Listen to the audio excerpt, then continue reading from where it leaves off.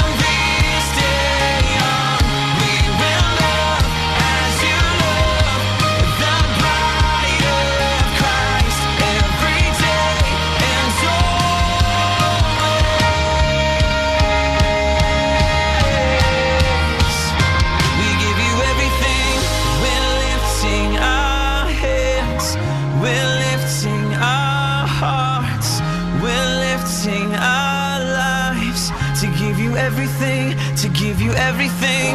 We're lifting our hands, we're lifting our hearts, we're lifting our lives to give you everything, to give you everything.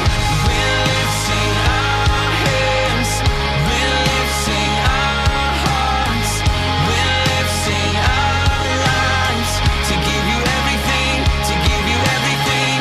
We're lifting our hands, we're lifting our hearts, we're lifting our lives to give you everything, to give you everything.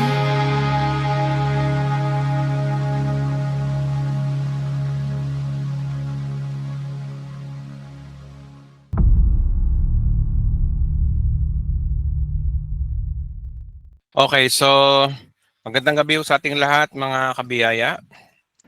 Magandang Good evening, Pastor. Good evening, Pastor. Good evening po, Pastor. Salamat lahat, kabiyaya. Magandang gabi sa ating lahat sa Visayas at Mindanao. Pasensya na kayo mga kapatid. Kumakain kasi ako kanina ng pastillas sinusubukan ako ng asawa ko. Shoutout po sa lahat po ng mga nandito po ngayon Naku, ayoko po mabanggit ng pangalan kasi baka magselos po yung iba. Basta kayo po nandito sa dito po sa ating Bible study tonight. Palakpakan po natin si Lord. Napakabuti niya. Alam niyo mga kapatid, may share ako sa inyo. Napupuna ko sa Diyos talaga yung buhay namin ni Kaisel. Nilolob niyang masira yung mga gamit namin tapos pinapalitan niya. Makakapagtaka, no? Ganun. Maraming beses na ho yun. So, totoo lang, last year pa ho, laging ganun. May nasisira, may papalit siya. Galing yun, no? O, bakit ganun? Kasi nga, ang Diyos nagpaparamdam sa akin na ang biyaya ay sa kabila ng mga nangyayari, yung biyaya at provision ng Diyos, pinoprovide niya. Kasi paano mo mararamdaman ang tunay na grace kung lagi kang sagana, no? Kung lagi kang tagumpay. Ang biyaya po kasi makikita po natin yan kapag mayroong mga bagay na kapamakan o pangit na pangyayari para ipakita ng Diyos sa iyo yung biyaya niya. Hindi po totoo yung tinuturo ng iba na kaya doon nangyayari daw to dahil doon daw, kamalasan daw, nakakarama ka daw o ano. No, ang Diyos, hawak niya ang lahat ng bagay. Hindi po siya ganon. Ang nais niya sa atin talaga. Siguro, pinaparana sa akin ng Panginoon to kasi alam ng Diyos na nagtuturo ako para ituro ko sa inyo yung gandang paliwanag sa sitwasyon natin sa buhay na minsan may mga bagay na pangit na mangyayari pero hindi loloobin ng Diyos sa mga pahamak karon, di ba? Ano ba yung example ng biyaya? Yung bang masasagasaan ka na pero hindi ka nasagasaan, o di ba? Laging ganun. Lahat po talaga ay nais ng Diyos maging total dependent tayo sa Kanya. Kasi kung lagi ka nagtatagumpay sa magitan ng iyong lakas at laging nabibigay ng Diyos sa iyo agad-agad yung hiningi mo, eh baka magmalaki ka, no? Oo. Tsaka manatili ka sa manatili ka sa ministry. Manatili ka dun sa propagation ng gospel. Kapag ang buhay mo ay wala ka ng contribution sa propagation ng gospel, kadalasan sa mga napapansin ko napapaaga talaga, kinukuha agad ni Lord. Kapag wala kang plano sa propagation ng gospel, nangyayari ho yun kasi ano pa purpose mo, diba? So, yan po ay wala sa Biblia pero ayon po yan sa mga experiences ko at napapansin ko. Siguro napapansin nyo rin yun, no? Kapag wala ka ng silbi o okay ka na, wala kang plano sa propagation ng gospel, wala kang plano mag-ministry, kunin ka na. Ganun na lang. Nangyayari yun, mga kapatid. Kaya kung tayo ay nakakaramdam na parang gustong tayong kunin ng Panginoon, tanongin natin sarili natin, teka muna, ako ba yung klaseng tao na ang plano ko sa buhay ko ay pansarili ko lang? O wala akong planong maglingkod sa Panginoon, di ba? Totoo mga kapatid, kung ang kaligtasan ay kalooban ng Diyos sa atin, kung kaligtasan lang, kung salvation lang ang kalooban ng Diyos sa atin, edi sana once na born again ka, kinuha ka na. Ang tanong, ba't nandito ka pa? You have a purpose. May purpose ka kung ba't nandito ka. Ba't tayo nabubuhay? Pwede naman tayong di ba, kung kaligtasan lang ang gusto ng Diyos sa atin, di sana noon pa lang namatay na tayo, kinuha na tayo, pero ang tanong, ba't nandito ka pa? Ano purpose mo? May purpose ka. Okay? At yung purpose na yan, kapag binaliwala mo yan, baka kunin ka nga. Ito ay ayon sa experience ko lang, mga kapatid. Wala sa Bible to, pero gamitin niyo yung wisdom nyo, makiramdam kayo. Mapapansin nyo yan sa mga taong kilala nyo kapag wala ng purpose, kinukuha na, di ba? Mapapansin nyo naman siguro yun. Okay? So mga nakaka-relate dito, alam nyo yung sinasabi ko. Oo, wala sa Bible, pero mukhang gano'n na nangyayari. Okay? So, ingat-ingat din tayo sa mga desisyon natin sa buhay. Kaya ka nabubuhay ngayon, ini-expect ng Diyos na nais ng Diyos na maging instrumento ka sa mga maliligtas pa. Nais ng Diyos, kung ikaw ay naborn na sa iyong pamilya, nais ng Diyos na maborn na din o makakilala rin sa Panginoon ng iyong pamilya. Hindi pwedeng ikaw lang. Okay?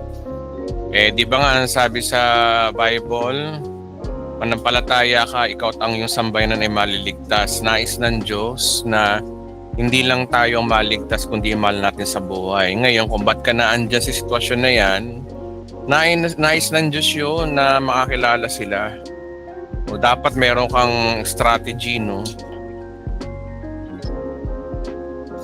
Okay, Gospel of God's Kingdom according to Matthew chapter 3. Verse 4. Eto, ang titingnan natin dito, hindi yung istorya.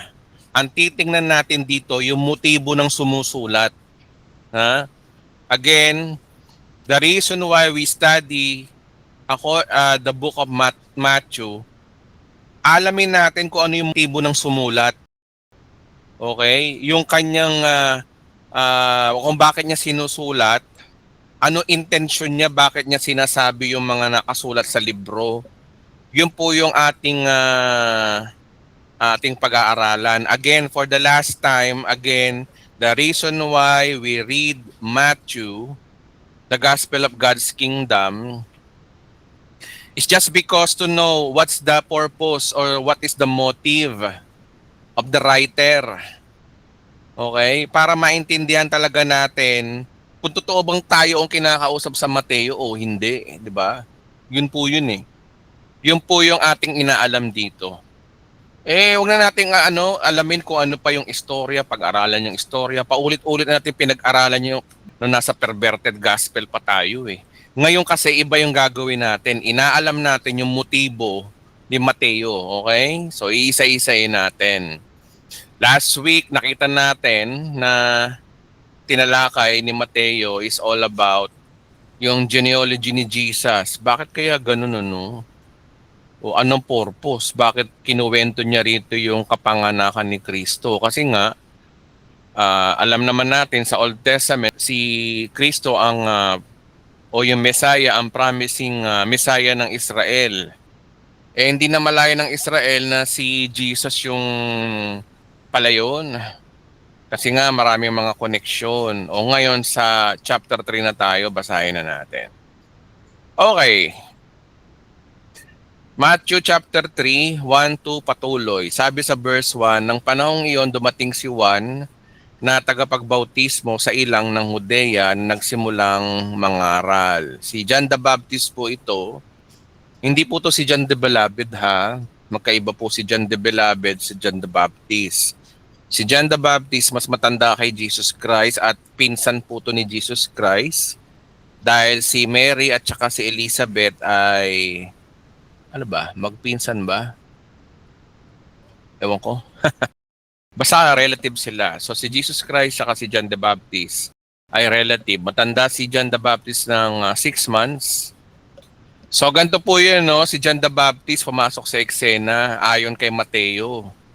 Sabi dito, no? Ganito ang kanyang sinabi, magsisi na kayo sa talikuran ng inyong mga kasalanan sapagkat malapit nang dumating ang kaharian ng langit. Tingnan nyo, no?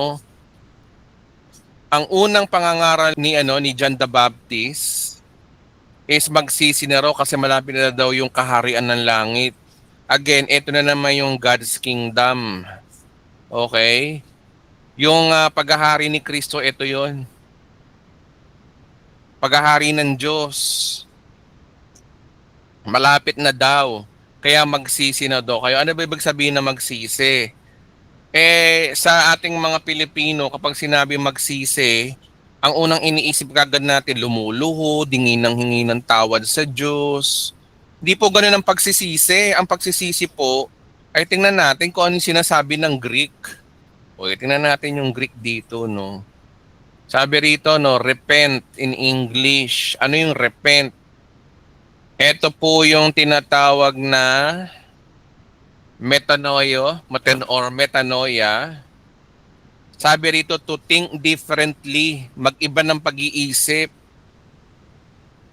reconsider. Magbabago ka lang ng isip, hindi yung luhod ka ng luhod, pagsisisi daw yun. Hindi ka nang hingi ng tawad, pero mamaya magkakasala ka uli. Hindi ganun ang repent, mali ang intindi ng mga pastor ngayon. Repent daw, hingi ng tawad, hindi ganun. Tingnan niyo yung Greek. Ito sabi sa Greek, no? Think differently, mag-isip. Baguhin mo yung pag-iisip natin, magbago ng pag-iisip. Change your mind.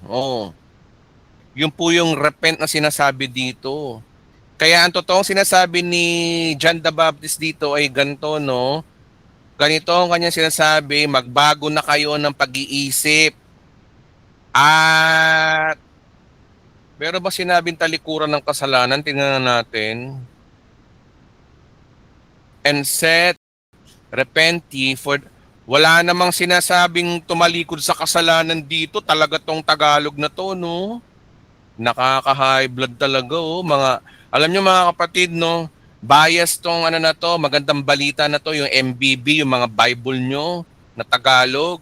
Ang sinabi lang, magsisi na kayo. Wala naman talikuran ng mga kasalanan. Paano mo tatalikuran ng kasalanan? Makasalanan ka nga. Hindi po to yung sinasabi. Ang sinabi lang, magsisi na kayo. Kung tutusin nga ang totoong sinabi rito, magbago na kayo ng inyong pag-iisip sapagkat walang ganito, no?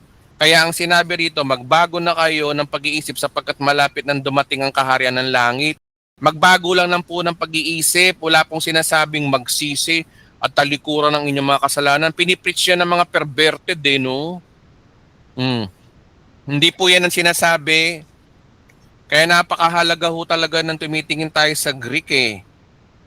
Sa totoo lang mga kapatid, karamihan talaga sa translation na to ng magandang balita, sinungaling po talaga, sinungaling.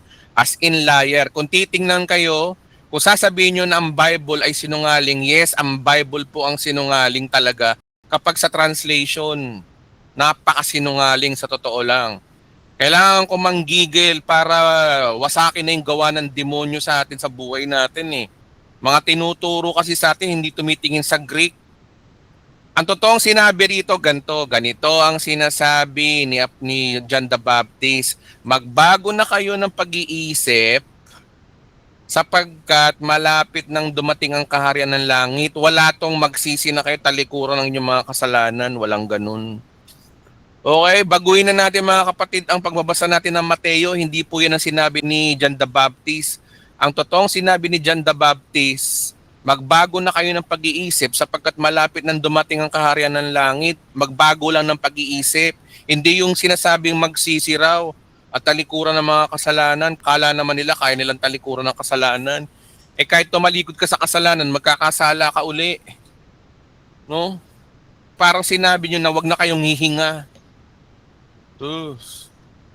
Oh. Kaya nyo bang hindi na huminga? Natural sa tao huminga, eh. Ganon din ang tao, lagi nagkakasala. Natural, bakit mo sasabihin tumalikuran sa iyong kasalanan? Kaya nga ginawa ni Kristo, siya na umako ng kasalanan natin dahil hindi natin kayang tumalikod sa kasalanan, eh. Diba? Yun po yung totoong gospel, eh. Doon papasok si Kristo. Sinungaling tong translation na to mga kapatid, napakasinungaling. Okay, ay, sabi ko na nga ba, huwag kakain ng matamis, eh. Tumataas isang sugar. Wait lang po, eh. Pinakain kasi ako ng pastillas ng asawa ko, eh.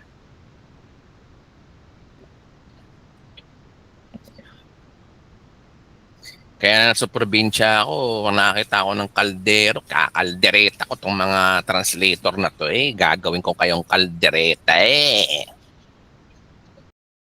Okay, balik tayo ha. Verse 3. Si Juan ang tinutukoy ni Propeta Isaiah na ito ang pahayag ng taong sumisigaw sa ilang, inihanda ninyong daraanan ng Panginoon, gumawa kayo ng mga tuwid na landas sa kanyang lalakaran. Okay. Kaya yung turo na magsisi na kayo talikuran ng inyong mga kasalanan ay hindi po totoong sinabi ng Bible. Hindi po yan. Oo. Kasi kung sasabihin mong talikuran ng iyong mga kasalanan, hindi mo kaya. Malabo magawa nyo yan. Hindi po yan ang totoong sinabi.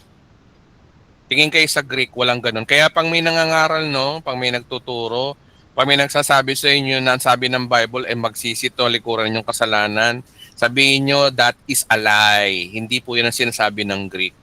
Ang sinasabi lang ng Greek, magbago na kayo ng pag-iisip sapagkat malapit nang dumating ang kaharian ng langit. Nami-misquote tong verse 2 na to, eh, no?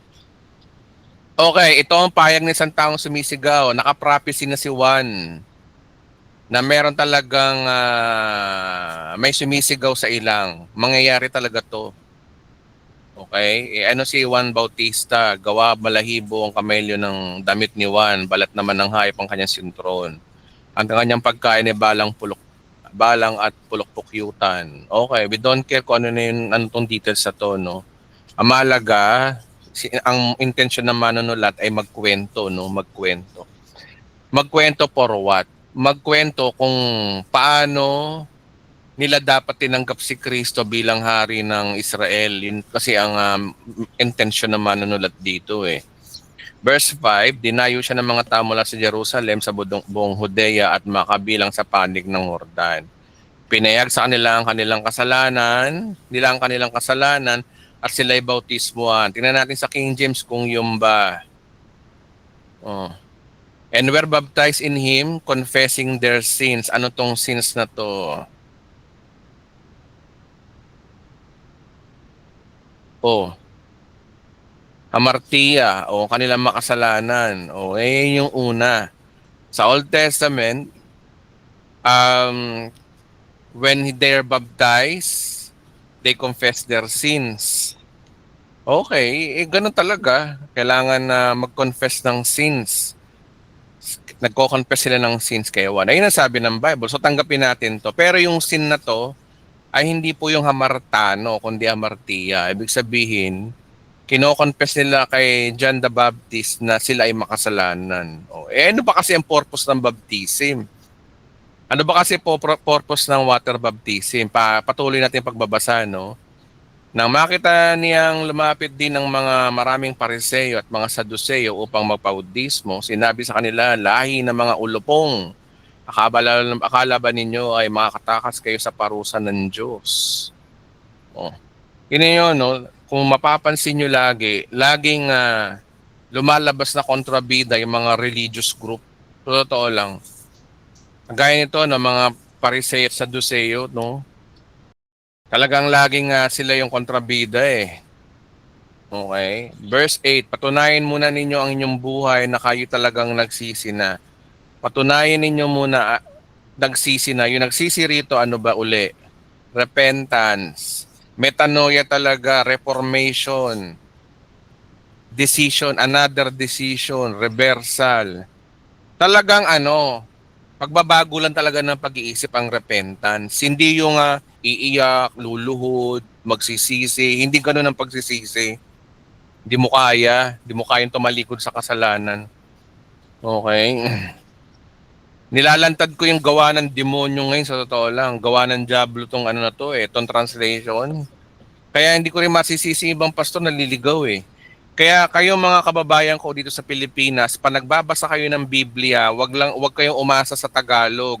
Tingin kayo sa Greek dahil ang Greek ang totoong sinasabi, ang totoong nagsasabi ng Biblia at yan ang totoong Biblia. Hindi po yan totoo yung mga translation na yan. Mag-ingat kayo dyan, karamihan dyan sinungaling. At isa nga sa sinungaling dito, itong verse 2 kanina, no? Okay.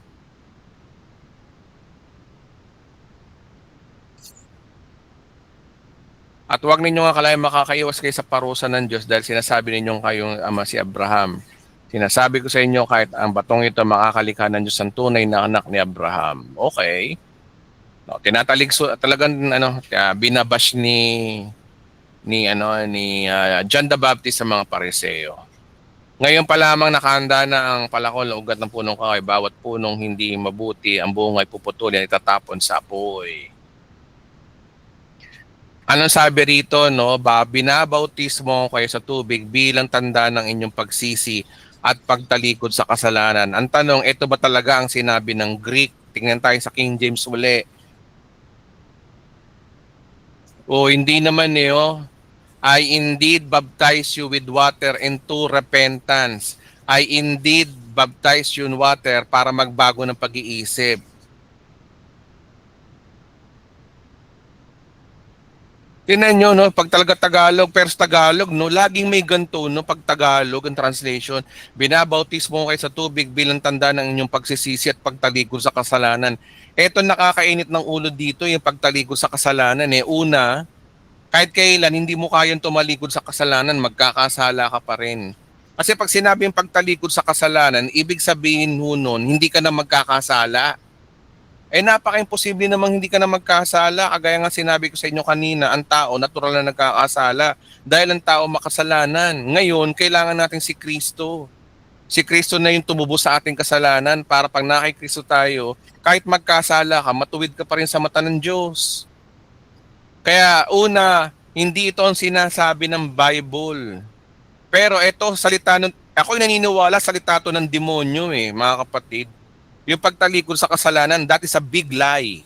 Isang malaking kasinungalingan po yan. Una, hindi po yan ang sinasabi ng Bible. Ang sinasabi ho ng totoong Bible, eto, no? I indeed baptize you into water. Yan na natin. Ay, ego. Men, I ego baptizo.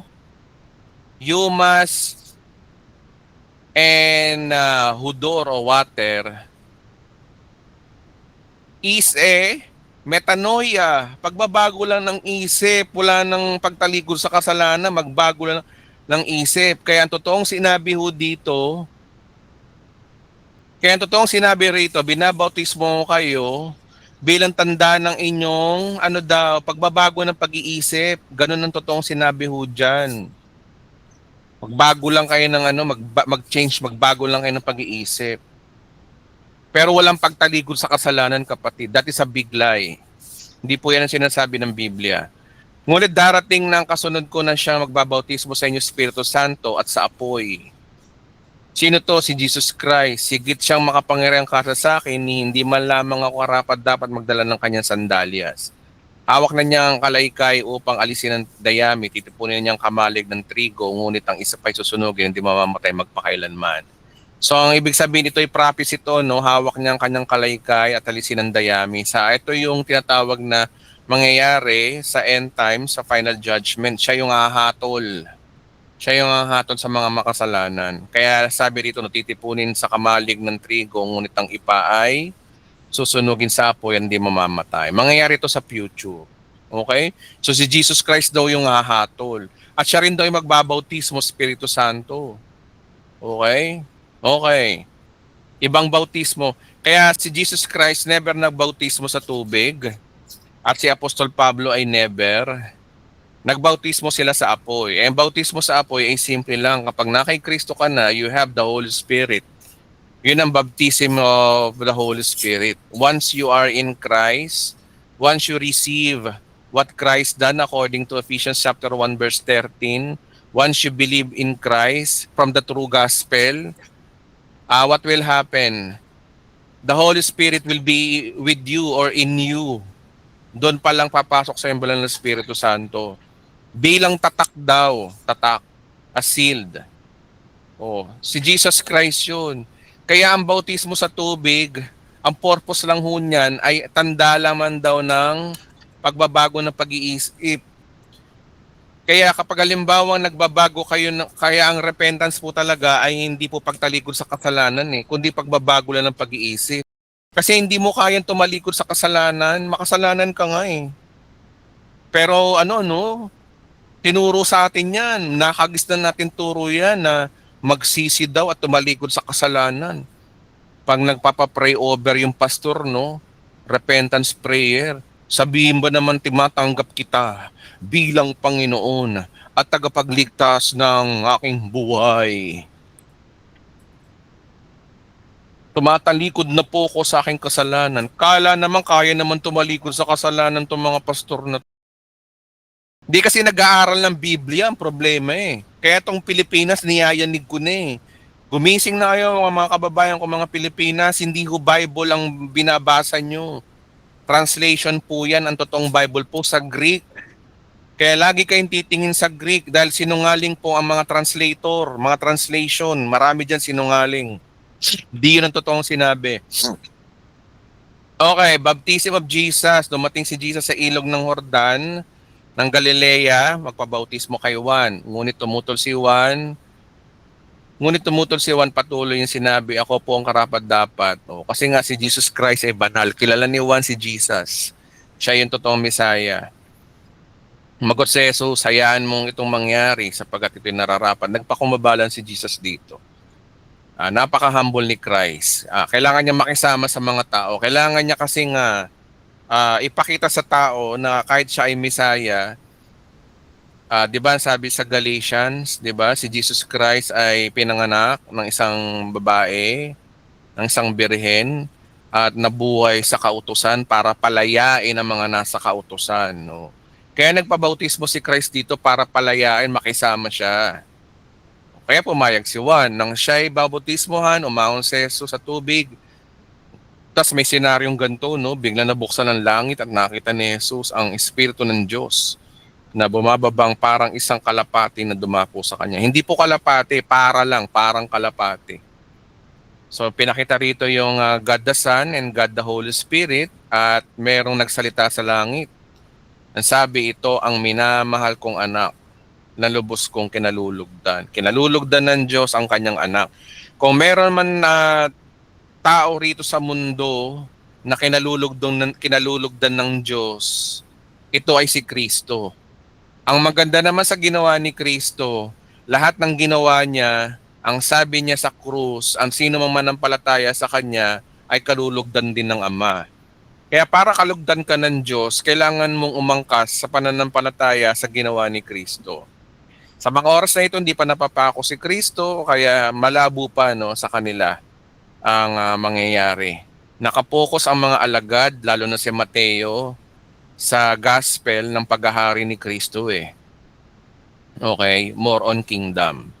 Ngayon, chapter 4. Sabi no, pagkatapos, si Jesus ay dinala ng espiritu ng ilang tuksoy ng dyablo. Siya ay nagayuno sa loob ng 40 araw at siya ay nagutom. 40 days and 40 nights. Oh. Si Christ lang ang gumawa noon, hindi naman sinasabi sa Bible na pati kayo mag-fasting din. Biro mo si Christ nag-fasting, ikaw gagayahin mo. Wala naman inuutos na gano'n. Oh. Eh, ginawa niyang ni Kristo yun kasi under the law siya eh. Tanda mo, si Jesus Christ sa oras to under the law, kaya nagpa-fasting din siya. Porque ba nag-fasting si Christ, ikaw rin magpa-fasting. Hindi naman tinuturo sa atin ng fasting eh. Sa mga Hudyo yan eh. Nagpapaka-Hudyo lang si Jesus dito, kaya siya nag-fasting.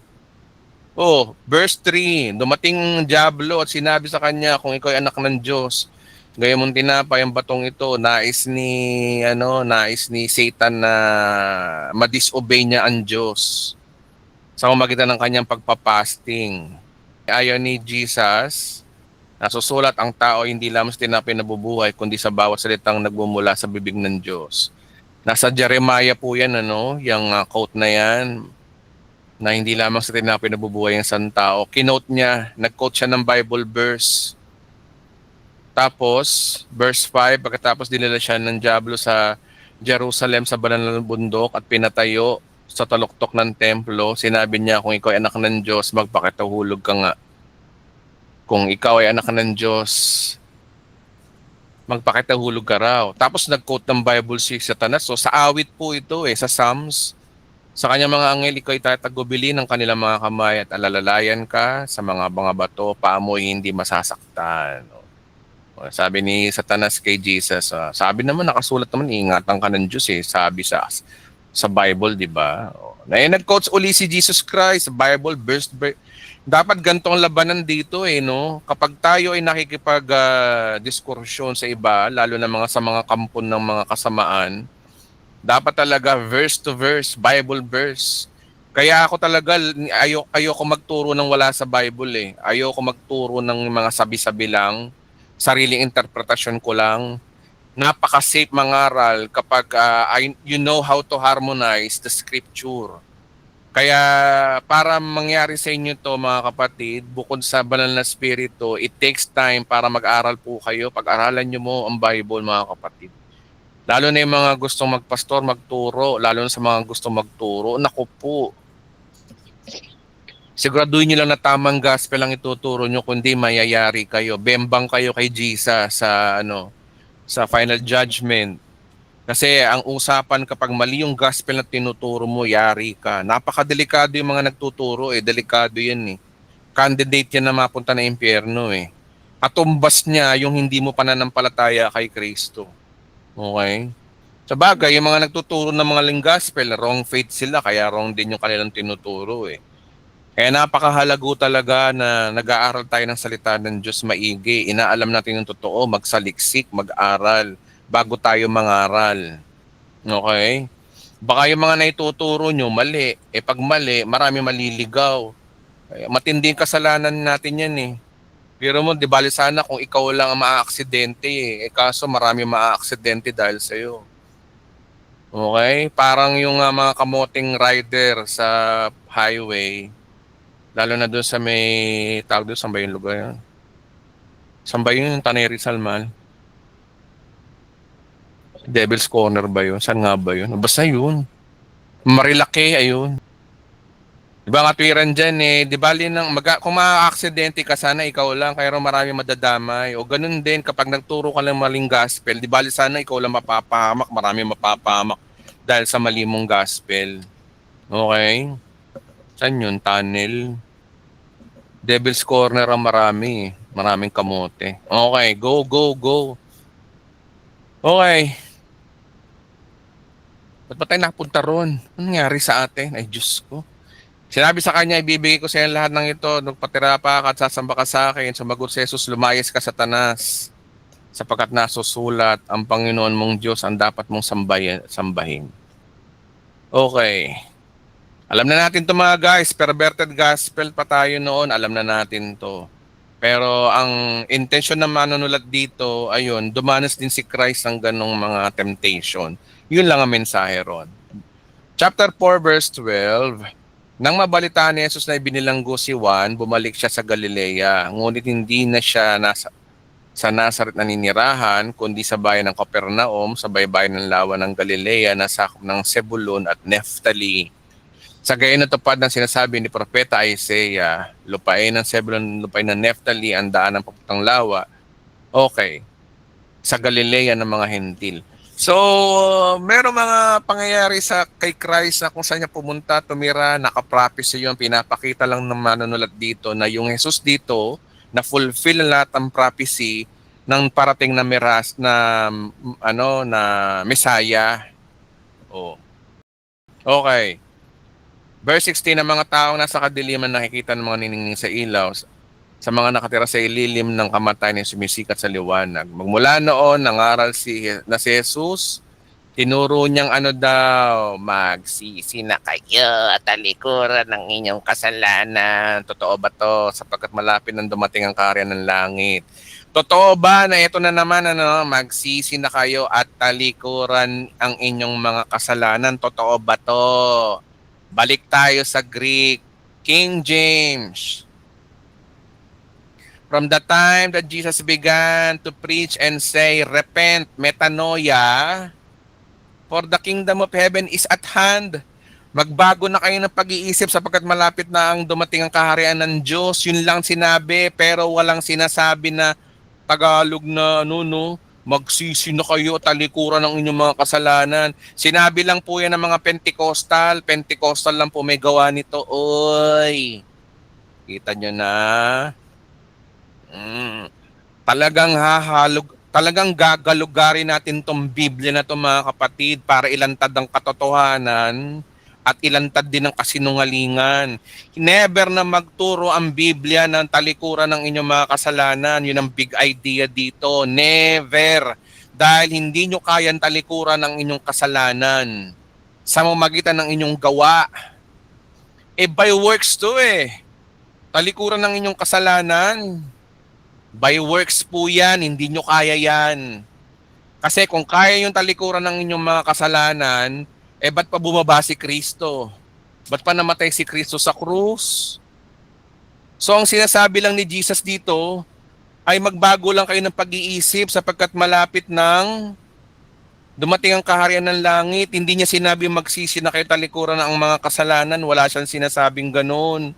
Bakit? Kasi ito yung sabi ng Greek Sa Greek ko, Apo Tote Yesua o Jesus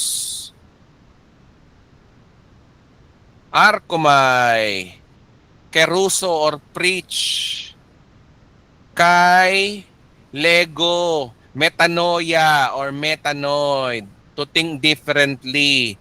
Meron bang sinabing and turn away from sins? Wala naman sinabing dito and turn away from sins Repent lang, metanoia. For the kingdom of heaven or Uranus. Basila, Uranus, Egizo. Hindi ko alam yung accent nila. Basta ito. Nagbabasa tayo ng Greek. Oh, yun lang sinabi dito ni Christ. Ito yung totoong sinabi. Hindi yung mayroong magsisino kayo talikuran sa inyong mga kasalanan. Wala pong ganun, okay? Maliwanag sa atin yan na 18, minsan naglalakad si Jesus sa tabi ng lawa ng Galilea. Nakita niya naghagis ng lambat ang dalawang mangingisda, si Simon na tinatawag din Pedro at ang kanyang kapatid na si Andres. Sabi ni Jesus sa kanila, sumunod kayo sa akin at gagawin ko kayo mangingisda ng mga tao. Nung di iniwan niya ang lambat at sumunod kay Jesus. That is a metaphor, hindi po literal po yan. Ibig sabihin nun, tinawag sila para mangaral ng mga tao. Okay? Alam kasi nila na parating na yung Messiah, kaya yun. Basta ito sinasabi ng Bible, wala tayong magagawa eh. Hindi natin pwedeng questionin bakit sila sumunod, bakit tinawag kagad sila. Sinabi ng Bible, di maniwala lang tayo dyan. Verse 21, magpatuloy siya sa paglalakad, nakita rin niya ang kapatid ni Santiago at mga anak ni Zebedeo. Sila ay nasa bangka kasama ng kanilang ama at nag-ayos ng lambat, tinawag din sila ni Jesus. Agad iniwan ng bangka at ang kanilang ng ama at sumunod kay Jesus. Metaphor lang to na iniwan nila ang kanilang pangingisda at sila ay nag-ministry at sumunod kay Jesus. That is the big point or yung pinaka-ibig sabihin dito. Verse 23, nilibot na Jesus ang buong Galilea, nagturo siya ron sa sinagoga at pinangaral ng magandang balita tungkol sa ito yung gospel ni Jesus. Pinangaral ang magandang balita tungkol sa paghahari ng Diyos. Tingnan natin sa King James, para fair. Jesus went about all Galilee teaching in their synagogues and preaching the gospel of the kingdom. Hindi to gospel of grace. And healing all manner of sickness and all manner of disease among the people. Pinagaling ang mga may sakit. Bakit siya nagpagaling? Kailangan ng mga Hudyo ng himala para maniwala sila na siya ang Mesaya. Kaya siya nagpapagaling. Kaso mga Hudyo bulag pa rin. Nagpagaling na nga. Kung ano na nga ginawa ni Christ. Naglakad sa tubig, nagbuhay ng mga patay. Ayaw pa rin nilang maniwala. Mga bulag talaga itong mga Hudyong to. Matthew 4:24, ang balita tungkol sa kanya kumalat sa buong Syria. Kaya dinala sa kanyang lahat ng mga may sakit na nahihirapan dahil sa mga iba't ibang nakaramdaman, mga sinasapian ng demonyo, may mga epilepsiya at paralitiko, silang lahat ay kanyang pinagaling. Dahil dito, sinundan siya na napakaraming tao buot sa Galilea, Decapolis, Jerusalem, Judea at maging sa ibayo ng Jordan. So anong purpose sa manunulat? Pinapakita dito na si Christ ang tunay na Messiah at nagsimula siya magpagaling. Kung ako'y Hudyo, makakarelate ako dito kasi bilang Hudyo, nag-aantay ako ng Messiah. Halimbawa ako Hudyo ko, no? Kami lahi ni Abraham, okay? Dahil kami lahi ni Abraham, may propesiya sa amin, may parating na Messiah. Kapag binasa ko tong Mateo na to, mako-convert ako dito malamang sa Christianity. Bakit? Kasi ayon dito sa librong to, pinakita yung mga fulfillment of prophecy. Kaya sa madaling salita, ang manunulat dito si Mateo, kaya sumulat dito para maligtas ang mga Hudyo na naghahanap ng promising Messiah. Sa kanila to kaya another point na ang Mateo po talaga ay sinulat para sa mga Hudyo. Ano naman pakialam natin itong mga hentil kung tayo hentil? Tayo mga hentil ang inaantay natin. Yung kaligtasan ng kaluluwa lang natin. Pero ito, kinukwento rito yung paano maghari si Christ. Kung paano siya yung promising na hari. Kaya sa madaling salita, hindi to compatible sa ating mga hentil. Ang compatible sa ating mga hentil talaga, yung mga sinulat ni Pablo. Pero ito talaga para sa mga Hudyo. Kaya lahat ng mga eksena, lahat ng senaryo, lahat ng mga sinasabi ni Christ dito ay pang-Hudyo talaga. Dahil siya ay malapit na maghari. Okay? The way of salvation to the Jews, physically and spiritually, if they receive Christ as their Savior and King. Yun po yung mensahe ng Gospel of God's Kingdom. So alam ko marami pa kayong mga tanong. Ay pagpapatuloy po natin to sa part 3 next week. Sa ngayon, tapusin muna natin to hanggang chapter 4. So ano ang big idea dito? Ang big idea ho dito, ang natutunan po natin ngayon, ang mensahe pa rin ng manunulat dito ay para ipakita na si Kristo ay hari ng mga Hudyo. Ang tanong, Hudyo ka ba? Hindi naman Hudyo eh. Tapos yung sinasabi rito ng translation na tumalikod daw sa kasalanan, wala sa Bible po. Wala sa Bible na tumalikod ka sa kasalanan, hindi mo kaya. Kasi hindi naman sinabi. Ayon sa Greek, hindi yun ang sinabi ni John the Baptist at hindi rin po yun sinabi ni Jesus Christ. Kaya yung magsisi tumalikod sa kasalanan ay napakalaking ekis, wala sa Bible. Wala. Okay? So sana malinaw na po yun. Palakpakan natin si Lord sa kanyang revelation tonight.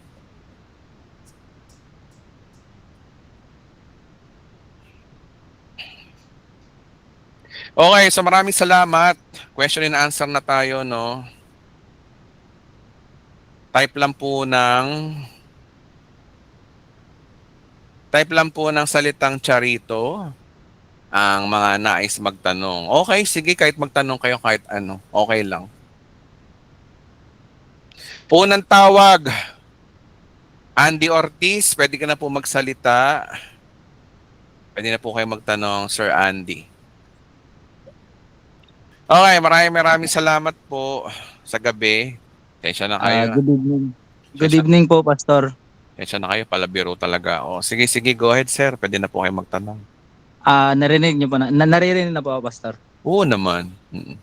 Go ahead. May magandang gabi din po sa lahat. Bali, pangalawang beses ko na rin pong natawag. Salamat po sa Diyos, Pastor. Pastor, may tanong po ako is, ganito po kasi yun eh.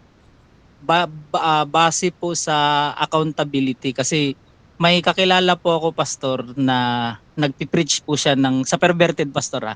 Nagpipreach po siya nagpipreach at nagtuturo na po siya, Pastor. Tapos may mga na-convert po na naakay po niya, nadala niya po doon sa church. Ngayon, ang nangyari po is bigla po siyang nawala sa term po nila. Sabi nga po nila backslide. Pero hindi naman po kasi ang nangyari po is nagpatuloy pa rin po siya pero wala na siya doon. Nagpatuloy siya hanggat sa nag-abroad tapos nakita na po niya yung full grace hanggang sa ngayon nag-full grace po siya. Ang tanong ko po diyan, Pastor, is accountable pa po ba siya sa mga naakay niya doon sa perverted? Gawa nga po nung sinabi niyo na 'di ba pag mali po yung naturong gospel, yun po yung ano po yung stand niyo po doon, Pastor?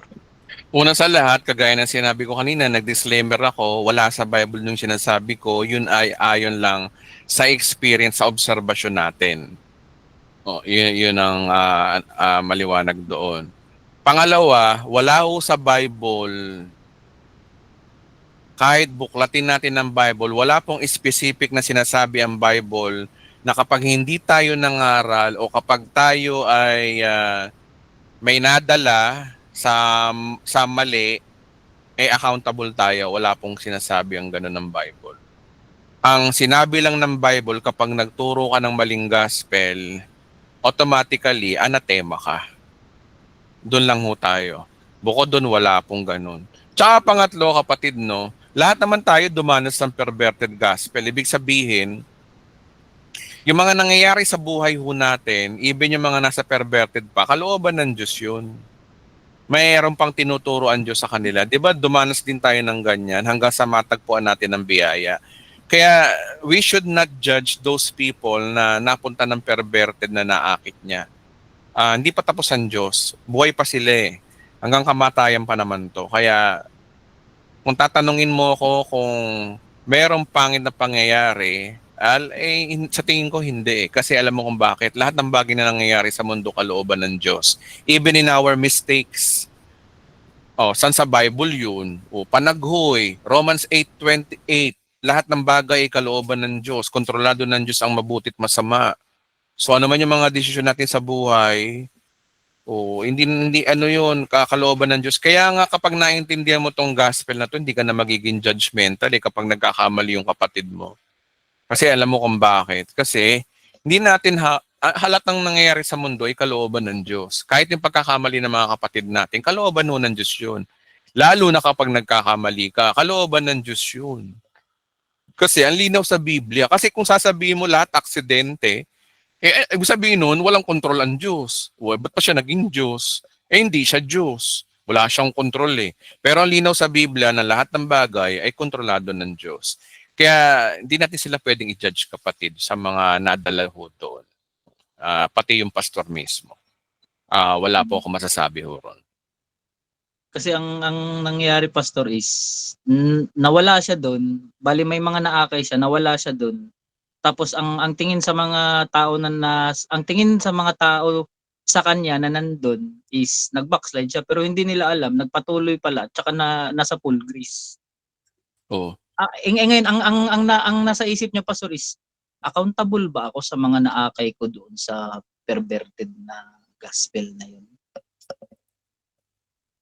Ako nga marami rin ako naakay na sa perverted ako eh. Ikaw kapatid, di ba may naakay ka rin sa mga perverted? Ako po yun, pastor. Kayo pala yun. Tinan mo. Wala tol. Kasi tinan mo lahat ng mga nangyayari sa buhay natin, kasama sa proseso yun eh. Di ba sabi nga, tinan mo, dito na lang tayo mag-focus. Una, ang buhay Kristiyano ho, ganito Romans chapter 8 verse 1, hindi nakahatulan maparusahan ng mga tao na ipag-isa na kay Kristo Ba't ka papaparusahan Sabi nga, hindi ka nakahatulan sa iyong mga nagawa. Tama, pastor. Yan ang panghawakan natin ng verse na to. Ito na lang siguro, kung baga kay Voltes 5, ito yung laser sword ko, ito na. Amen, Ito na lang, panghawakan natin yung verse na yan, na hindi nakahatulan ng Diyos yung mga tao na ipag-isa kay Kristo. Ngayon, kung sa mata ng tao, mali yung ginawa mo, sa mata lang ng tao yun. Pero sa mata ng Diyos, hindi po ganun ang Diyos natin. Dahil sabi nga, pinangako niya na hindi nakahatulan maparusahan kapag na kay Kristo ka na. Tama po, pastor. Yan po talaga dapat. Yan po yung pinanghahawakan kasi wala na naman po yung condemnation na kagaya nung nasa dati. Wala iba talaga, basta iba talaga. Napakaiba, napakalaki. Iba yun nasa totoong gospel. Nasa totoong gospel na kasi tayo. Ang totoong gospel kasi mapagpalaya. Ang totoong gospel nagbibigay sa'yo ng peace of mind. At ang totoong gospel ay nagbibigay sa'yo ng assurance ng totoong salvation. Through Christ. Through Christ. Yun. Salamat pastor, naliwanagan po. To God be the glory po. Panatag niyo yung kalooban niyo. Panatag ng kalooban niyo. Hindi tayo hahatulan ni Kristo. Pangako niya, ayan Romans 8:1. Okay? Opo, pastor. Naintindihan ko po, pastor. Salamat sa paliwanag, pastor. God bless. Stay blessed po sa lahat. Stay blessed po. Salamat, pastor. Same to you, kapatid. Same to you, kapatid. Salamat din po sa inyong tanong. Thank you po. Okay, 9:02 p.m. Sige lang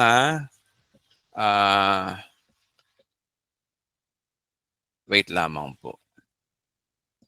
Babae naman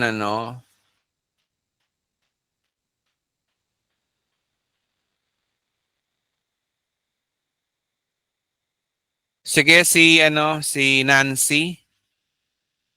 Nancy Dacuba. Go ahead.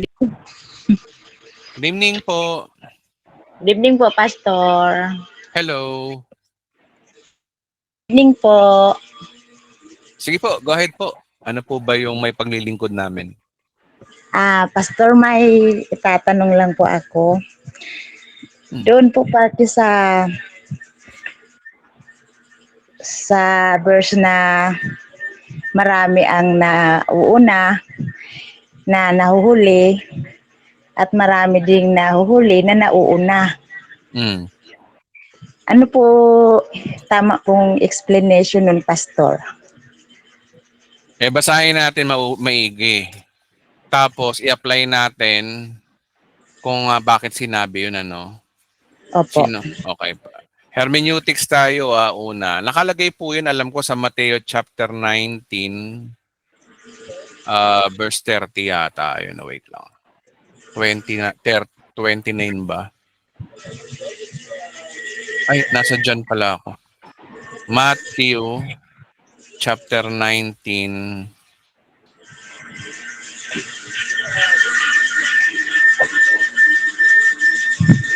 Kapatid, mute muna kita para kasi nagpi-feedback para masagot ko na maayos. Wait lang. Sige po, sige po.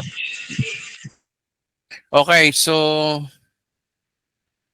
sabi dito na maraming nauna at maraming nagiging huli at maraming nahuli ay nauuna. Ang purpose dito, o ang tanong, ano ibig sabihin yan?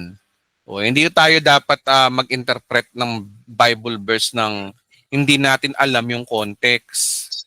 Okay? Bakit sinabi? O, 'di ba ang verse 30, 'di ba? Pag may verse 30, may verse 29. Pag may verse 28, may verse 27.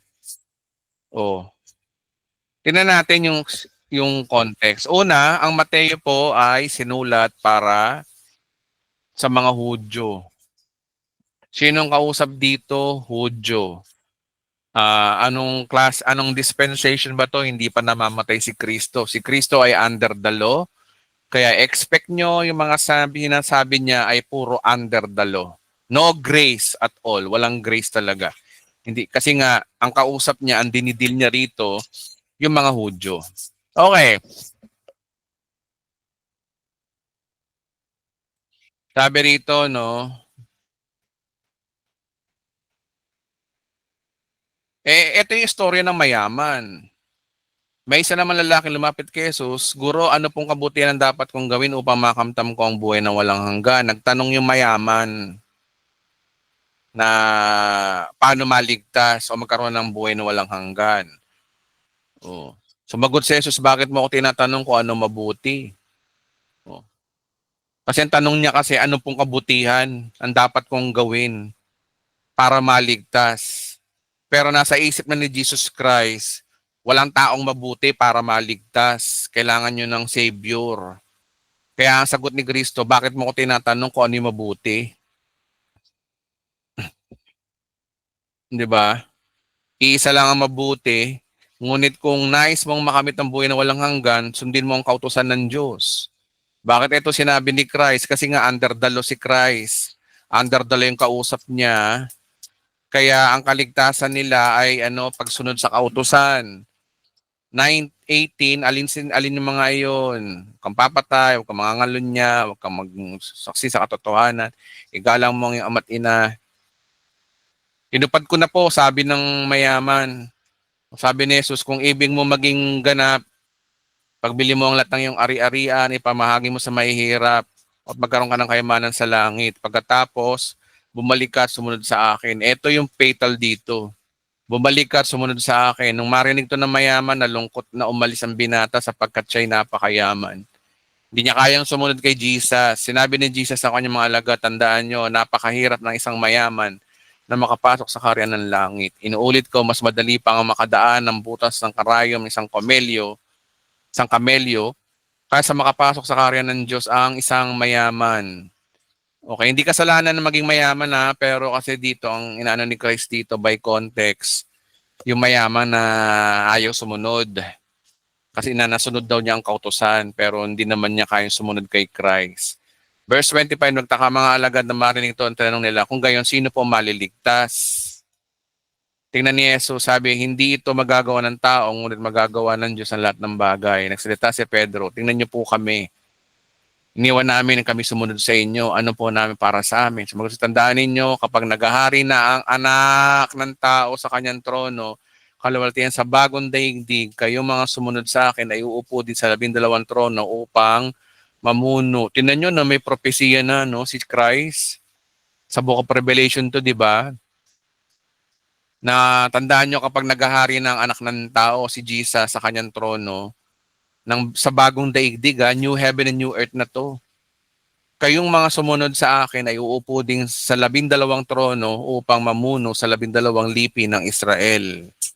So yung mga alagad pala, balang araw may prophecy sa kanila kapag nasa New Jerusalem na tayo, Nasa eternity na sa bagong lupa at langit na tayo. Ngayon, naiintindihan na natin ito kasi nag-aaral tayo ng eschatology. Maliwanag dito na may prophecy pala na maghahari sila sa Israel. Oh. Tapos, biglang nagsabi, kapag iniwan ni naman ang kanyang tahanan ng mga kapatid lalaki at ama't inaasawa, mga anak o mga lupain alang-alang sa akin, itatanggap siya ng sandaang iba yung pagkakaloob ng buhay na walang hanggan. So, ibig sabihin, ito yung paghahari ni Kristo eh. Kaya nga iba nga yung way ng salvation ng mga Hudyo talaga sa millennium eh. Talagang kingdom talaga. Jewish. Pero, nung sinabi ni Kristo rito, ngunit maraming nauna magiging huli at maraming nahuhuli ay mauuna. Ito ay filosofiya na sinasabi ni Christ na meron talagang akala mo mauuna sila, maliligtas sila, pero nauhuli. Ngayon, ang tanong, i-apply natin sa Kristiyano to. Kasi tingnan nyo, no?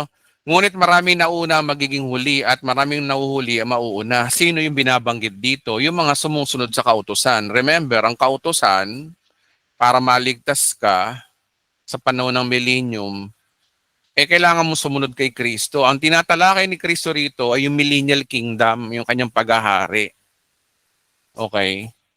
Ang pagsunod doon ay mahalaga. Di ba? Nasa dispensation tayo ng millennial kingdom. Sa millennial kingdom, kailangan mo sumunod kay Kristo. O ito yun. Kaya yung pagsunod kay Kristo dapat ganito eh. Kapag iniwan niyo naman ng kanyang tahanan, mga kapatid na lalaki at babae, ama, ina, asawa, mga anak o lupain alang-alang sa akin, tatanggap siya ng sandaang iba. Pagkakaroon siya ng buhay na walang hanggan. So ito po ay sa millennial kingdom. Maraming nauuna at magiging huli at maraming nahuhuli ang nauuna. So kanino i-apply ito? Sa mga Hudyo. Bakit sa Kristiyano ba ganyan? Ang problema kasi sa mga pastor ngayon, walang alam kasi sa dispensation, walang alam sa eschatology, tira ng tira, tapos sasabihin tayo daw to, no? Ngunit ang maraming nauuna, magiging huli at maraming nahuli magiging mauna. Ito yun, kapag nawala ka sa ministry, may mauuna sa'yo. Mawawala ka. Kaya hindi porke pastor ka, mauuna ka. Hindi, kahit usher lang ako, mauuna ako kapag nanatili ako sa Panginoon. O, ganyan ang mga turo ng mga perverted eh. Alam niyo mga kapatid kung bakit hindi applicable sa Kristiyano to? Kasi, ganito yan mga kapatid, kapag nakay Kristo ka na, ligtas ka na. Kapag nakay Kristo ka na, ginawang banal ka na sa mata ng Diyos. Kapag nakay Kristo ka na, you are saved forever, you are holy forever, you are charito forever, you are healed forever. Sa eternity, pantay-pantay tayo mga Kristiyano, kaya ang point dito, walang mauuna at mauhuli sa atin. Lahat tayo ay nauna na, lahat tayo ay dinakila na. Ang sabi sa Bible, kapag ikaw ay nakipag-isa kay Kristo at nakipagtiis ka sa Kanya, dadakilain ka rin kasama Niya. Never tayo, walang nauuna sa atin, tayo mga Kristiyano. Lahat tayo ay dadakilain balang araw, sabay-sabay. Kapag nag-rapture, sabay-sabay, walang nauuna, walang nahuhuli. Kaya hindi po sa atin tong Mateo 19:30 na to, no? Kaya pakibura sa inyong isipan, hindi po tayo to. Kasi ang kausap dito mga Hudyo. Sa Hudyo, kailangan nila mag-perform during during millennial. Pero tayo mga Kristiyano, only by His grace, kinahabagan lang tayo ni Kristo. Kaya lahat tayo ay ligtas. Kaya lahat tayo ay marangal ang buhay balang araw. Kinahabagalan tayo, kaya hindi ho sa atin po to.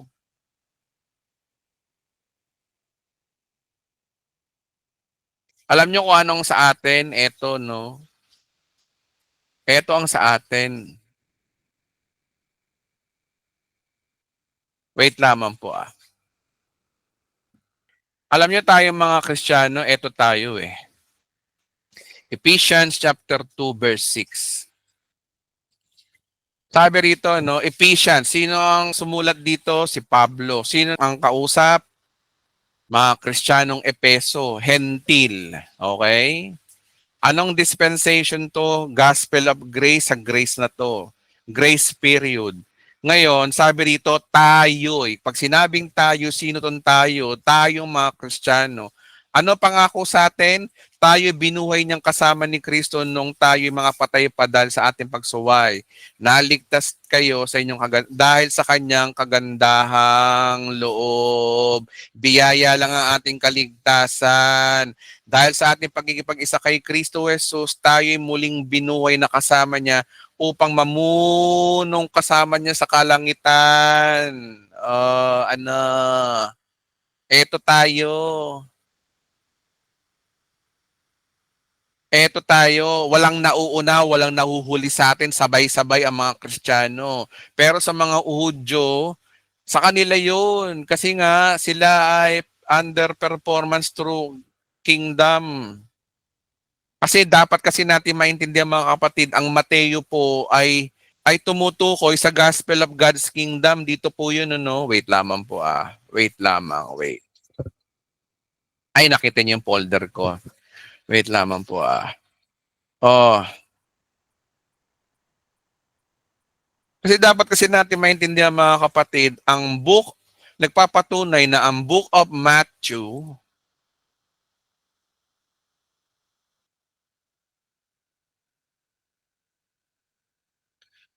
okay, ang Book of Matthew, dito po yun. Ang problema kasi sa mga ibang Christian, ibang pastor, yung Mateo dito ina-apply. Una, hindi naman tayo Hudyo. Dito po yun, yung may mauna mahuhuli para magkaroon daw ng buhay na walang hanggan saan to? Sa eternity. Dito yun. Kaya yung Book of Mateo, dito po yun, yung mga Hudyo. Pag naghahari si Kristo sa lupa, kaya tayo nalilito kasi wala tayong dispensation eh. Kaya nauna at nahuhuli, una sa mga Hudyo yun. Pangalawa, dito po yun. Walang grace sa millennial kingdom, kailangan mo sumunod kay Kristo. Kaya nga tinan nyo, pansinin nyo yung verse, no?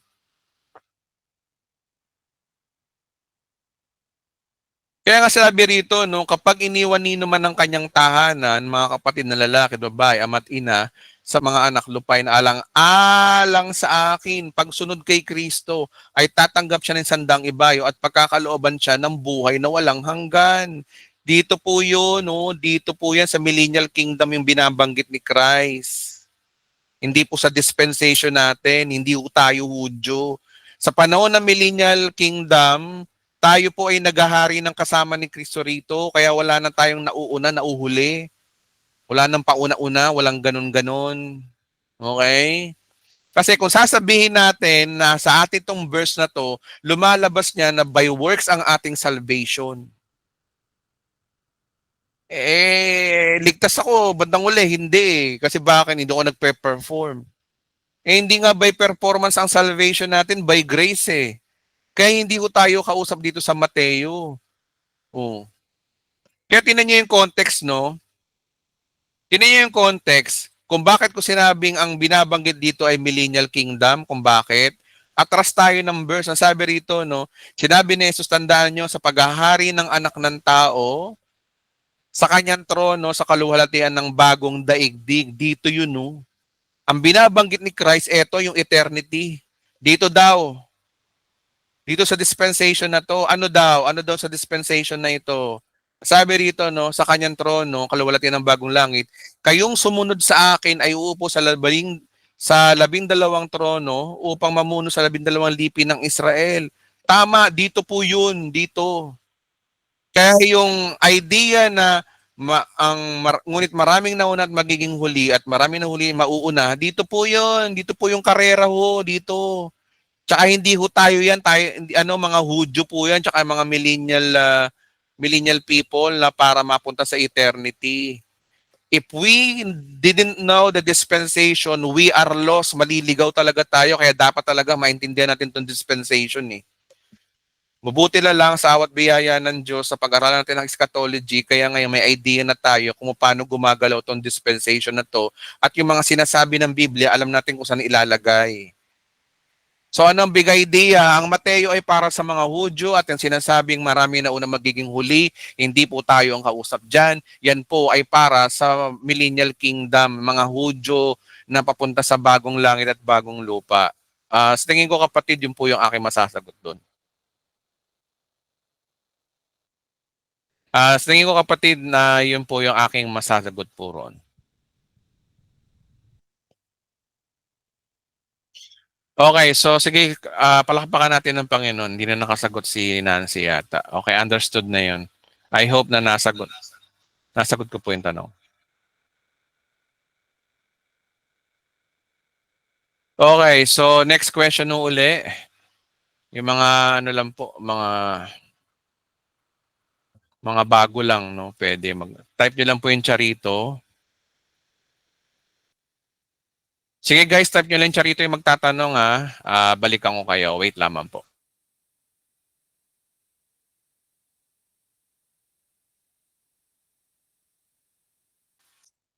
Okay, so balik tayo, no?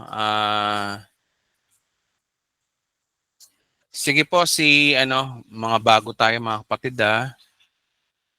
Si Nakato, tama ba?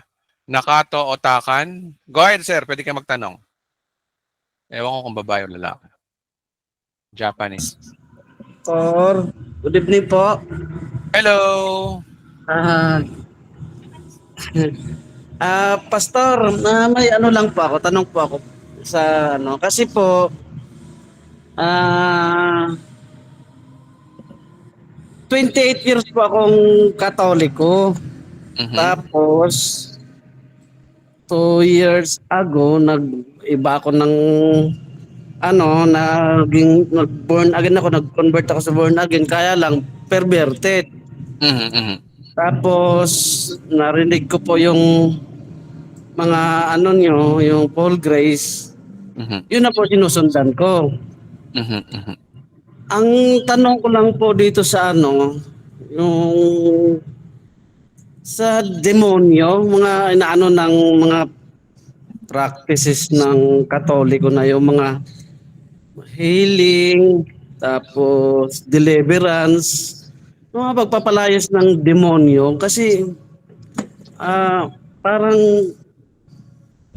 malakas sa kanila yung yung kapangyarihan ng demonyo. Yung pagkakaalam ko po, may pangako ang Panginoon Diyos sa atin na di ba pag nasa kanya ka na at wala na makakaagaw, yun po yun. Paano po yung stand mo po dyan, Pastor? Mhm. Salamat po. Naintindihan ko po yung inyong nais parating.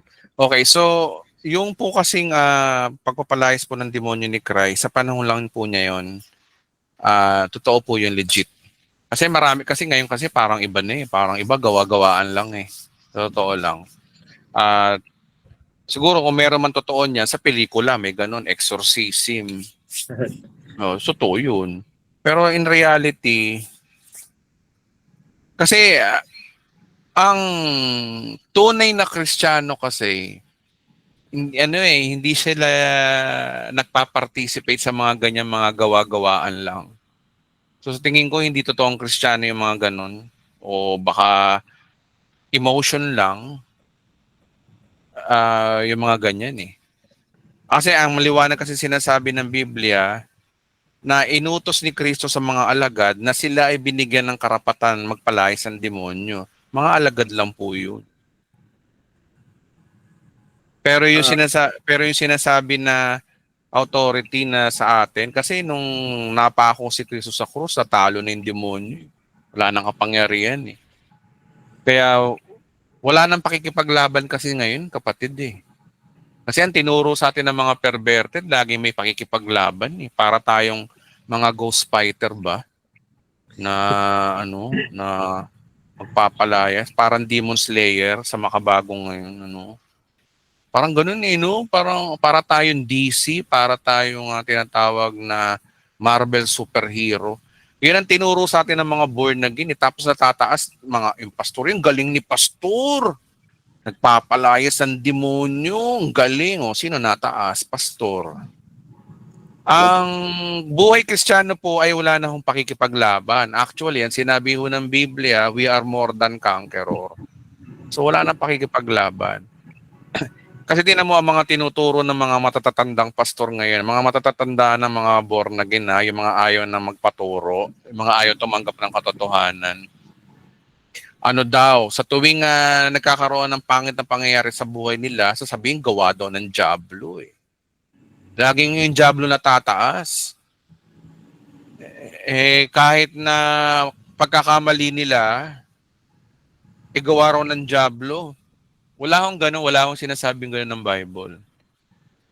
Magbigay kayo ng mga verses sa akin na nagpapatunay na may pakikipaglaban. I will show you na out of context ang pagkakaintindi nyo sa mga ganyan. Kasi nga, kagaya niyan, yung Ephesians, yung baluting kaloob ng Diyos, di naman pakikipaglaban yun eh. Hindi naman pakikipaglaban yun, kundi yun ay para magkaroon ka ng faith, para magkaroon ka ng Word of God, para maging handa ka sa pangangaral ng salita ng Diyos. All you have to do is study the gospel, intindihin yung Bible. Hindi naman nakukuha sa prayer yun eh. Ang problema kasi sa mga pastor ngayon, para daw magkaroon ka daw ng wisdom mula sa Panginoon, nakukuha daw sa prayer. Kahit anong prayer mo, kung hindi ka nag-aaral ng Bible, hindi ka anointed.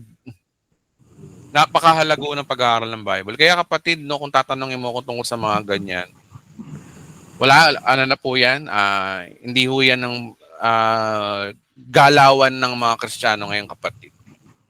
Opo, pastor, kasi lagi ko pong naririnig sa pare po kasi Katoliko talaga ako noon una pa. Ang mga kapatid ko po, magulang ko lahat. Ako lang po yung iba kasi yung exorcism, pastor, hindi po talaga ako naniniwala yung mga exorcism nila na pinapalayas nila yung demonyo. Meron daw demonyo pumasok na pito daw. Tapos gamit nila yung mga holy water. Tapos may mga dasal na parang nauuwihan naman ako na parang ayoko sa ganyan. Sabi ko parang panluloko. Tsaka kapatid, sa totoo lang, kung totoo man po yan, practices po yan ng mga pagano eh. Yung mga ganyan. Limbawa, kagaya nagpahilot ako, Nung naghihilot ako, binulungan ako. Ano to? Tapos, ba't ako binubulungan nito? Pwede na, baka may chinichismis sa akin yung mga hilot. Yung pala, ano pala yun? Kapag hinihilot ka, binubulong, inaalam yung papel kung nasa yung lamig. Jesus. Pero nalaman niya yung lamig ng katawan ko, nakakatuwa. Sabi ko sa sarili ko, tapos meron pang yung nagtatawas. Sabi sa akin, may sakit ka, baka nausog ka, pagpatawas ka. Wala naman, sabi ko, unang-una hindi ko maintindihan. Sabi ko, wala naman akong putok sa kilikili, hindi naman mabaho ang kilikilo ko para magpatawas. Yung tawas palang sinasabi nila, yung maglalagay ka ng pangalan mo, tapos lalagay sa apoy, tapos yung lalagay ng kandila, yung kandila itutulo sa tubig. Pag sasabihin, ikaw nakatapak ng tae ng isang kumpol na manigno. Ganun ang mga kalokohan ng mga Pilipino nung araw. Yan po kasi ay gawang pagano po yan, kapatid. At never na tinuturo ng Biblia po yan. Tayo mga Kristiyano ay mananagumpay na, hindi na kailangan ng mga ganon. Tsaka wala pong kapangyarihan po ang demonyo sa mga sitwasyon. Hindi po totoo po yun. Gawa-gawaan lang po nila po yun. Kasi lalo na, usong-uso yung mga pelikula, baka nadadala yung iba doon. So, yun lang masasabi ko rin, kapatid. Opo, pastor, salamat po. Isa na lang po, pastor, Sige po. May church po kasi ako, kaso lang po, pastor, hindi po ba maapektuhan yung full grace ko? Kasi alam ko naman po na may halo, may twist yung church.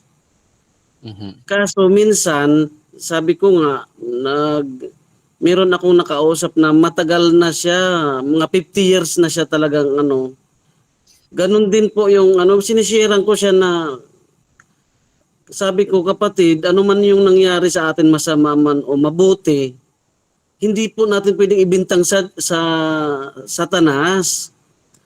O gawa daw ni ganito at mag-iingat daw ako dahil katulad daw ngayon Christian na ako daw yung nasa inaatake ng yung pamilya ko. Yun daw yung focus ng ngayon kasi mas mainit daw talaga ako sa mata ni Satanas ngayon dahil yun nga po alagad na ako ng Diyos. Sabi ko, kapatid, wala pong kakayanan na manakit ang si Satanas. Wala po yan kasi hawak tayo ni Kristo. Jesus, tayo may tipan siya sa atin, may pangako. Hindi niya pwedeng, sabi ko, baliin yun. Once na kapag isa tayo, naniwala tayo sa kanyang tinapos sa krus, wala na pong karapatan sa atin ng kapangyarihan. Hindi po, iba talaga ang niya. Sabi ko, ko dito sa kapatid ko na to? Parang kung ang paniniwala po niya, tatablan siya, talagang tatablan siya nun. Pero kung tayo kasi, kung nananampalataya tayo, hindi tatablan ng mga ganyan. Actually, hindi naman talaga eh. Sinabi ng Biblia, there's no enemy shall prosper against us. At sinabi sa Bible na we are more than conqueror. Yung diablo na yan hanggang isip. At tingnan nyo, ang doctrine ng demonyo, kaya lang niyang magbigay ng idea sa isip. Pero yung sasabihin mo na kaya niyang gumawa ng sitwasyon o sa tingin ko hindi mangyayari sa'yo. Pag ikaw ay Kristiyano, kapag Kristiyano ka, hindi ka tatablan ng mga ganyan-ganyan kahit ipakulam ka pa. Wala nang sumpa sa atin. Hindi tayo tatablan yan kasi nga ang tatablan lang niyan yung wala kay Kristo. Kapag ang isang kakilala mo ay tinablan ng ganyan, ibig sabihin nun, hindi pa siya Christian. Pero totoong may ganyan, na mga mangkukulam, mga sorcerers. Meron talaga niyan. Tatablan lang yan mga yung mga hindi totoong Kristiyano. Pero yung totoong Kristiyano, wala. Kahit magtutuwad sila dyan na para isumpa ka, wala po yun. Dapat natin panampalatayanan yun. Tsaka ingat tayo sa pananampalataya natin. Baka naman naniniwala pa kasi tayo sa mga halimbawa, kumain ka, tapos paalisin ka, sabihin, ay kapatid, kailangan mong paikutin yung platito. Para hindi totoo yun. Kung pininiwalaan mo, baka nga mangyari sa'yo. Kaya nga tayo, depende sa paniniwala natin. Kung paniniwala natin sa bagay, mangyayari. Alam mo bakit? Sabi kasi sa Bilang chapter 14 verse 28, kung ano yung paniniwala mo, yun ang mangyayari sa'yo. Pero kung hindi mo pininiwalaan yan, kahit anong sumpang gawin sa'yo, wala, hindi ka baka nga bumalik pa sa kanila yun. Kasi anak ka ng Diyos. Dapat natin maintindihan na ang identity natin bilang Kristiyano, tayo po ay tagapagmana ho ng Diyos. Tayo po ay higit pa sa mga anghel kung tutuusin. Mas makapangyarihan pa tayo sa mga anghel dahil kay Kristo. Sa ngayon, yung kapangyarihan na meron tayo ngayon, we are covered by the power of the Holy Spirit. Kapag na kay Kristo ka na, sabi sa Bible, no one can snatch you out of my hand. Hawak ka na ng Ama, hawak ka pa ng Anak, tapos selyado ka pa ng Banal na Espiritu. Kaya yun ang ating dapat panampalatayanan para hindi mangyari sa atin yung mga kung ano-anong mga napapanood sa Shake, Rattle and Roll na yan. May part 1 pa nga yan, part 2, part 3, hanggang part 16 yata yan. Nga ay manonood ng mga ganun. Kaya po pastor minsan pag nag-preaching yung pastor namin, minsan pag nagdarasal na may binabanggit siya na nagpapalaya sa pangalan ni Jesus, pinapalaya may demonyo, ganun. Kaya minsan naisip ko, pastor, kaya ako? Kasi pastor, di ba po, hindi po ba, pastor, kasi may church na po tayo, pastor, di ba? Anong church po? Ano yung ibig sabihin may church? Yung, alam ko sa Nabotas. Opo. Sige po, yun po. Opo. Nagpunta po kasi ako doon nung nakaraang, alam ko nasa po kayo, bakasyon eh. Tinanong ko po si pastor. Ay, talaga? Wow. Opo. Tinanong ko po si pastor, Clody, opo, na sabi niya, tuwing katapusan daw po ng week of the month. Sabi ko, sige po, kaso akala ko po kasi tuwing linggo po. Yun at last week of the month pala. Nagpunta ako kasi minsan na ano na rin po ako na mag-church na alam ko naman pong gusto ko sanang tumulong din na makashare sa kanila kaso di mo pwedeng sagasaan eh. Yun po eh. Ang akin na lang po, nag-church ako para sa sarili kong paniniwala. Pag alam ko po na medyo foul sila, okay lang sa kanila yun. Sa ganyang sitwasyon po ba, Pastor, di po ba maapektuhan at piktuhan yung pananampalataya ko? Hindi naman po. Una, wala naman ho kasi sa ating inuutos na talagang obligado ka na na magdala o mag-preach ng gospel. Wala pong specific na ganun. Pero may magagawa ho tayo, ipanalangin sila. Kasi itinan nyo, no, kung magpipreach ka ng mga ngaral po tayo ng salita ng Diyos, tapos hindi natin alam hindi pa natin kabisado yung ating tinuturo, baliwala rin. Tsaka ako kasi, mga kapatid, ganito, no, sa pamilya ko, isang beses lang ako mag-share, pag hindi nakinig, di panalangin na lang natin, meron ka pang peace of mind. Ibang mga Kristiyano, stress na stress mag-evangelize eh. Hindi naman ganun ang nais ng Diyos sa atin. Ang nais ng Diyos sa atin, magkaroon tayo ng kapahayapaan ng pag-iisip. Kapag tumanggap, salamat. Pag hindi, panalangin na lang. Tapos mamuhay ho tayo na mapayapa. Maraming salamat po kung kayo pala yung pumunta na yun. June 1 po ang ating susunod na service sa Navotas. Linggo po yun, June 1, alas 5 ho ng hapon. To be announced po this next week para popost ko na lang po sa page kung paano pagpunta ko sa Navotas. Pasensya na ho ngayon kasi monthly pa lang tayo, no? Nagkakaroon ng service. Salamat po sa inyong pagpunta at nawa mapunta rin kayo sa June 1. Invite po namin kayo. Pastor, ngayong May 25 wala po. Wala po eh. June 1 po ang ating Sige po. ayun po yun. Sa inyo ngayon ko pa lang nasabi ho to na kasi ngayon pa lang to nakaan. Sige po. June 1 po ang ating service. May purpose kasi meron tayong balikbayan eh. Naandyan siya nanonood eh. May balikbayan tayong uuwi. Siya kasi yung magsusong lead. Kaya alam niya na kung sino yan. Naandyan siya, tumatawa siya. Hintayin ko siya. Kasi kung May 25, wala pa yan eh. Nasa ibang bansa pa yan. Sige po, Pastor. Salamat po. Maraming salamat po. Pwede ho kayo magtanong sa akin. In-invite ko po kayo sa Navotas, mga kapatid, mga nakikinig dito. Doon nyo ako tanongin ng personal. Mga gusto nyo mga itanong sa akin. At sa June 1, ang aming service ay wala ho akong preaching muna. No? Talagang tanungan talaga. 2 oras tayo magtanungan. Bahala kayo, tanongin nyo ako. Yun po ang aking plano this coming darating na next service namin sa Navotas. To be announced po sa page po natin later po. Maraming salamat po. Okay po, Pastor, maraming salamat po. Okay, salamat po. Salamat po sa kasagutan. Salamat po.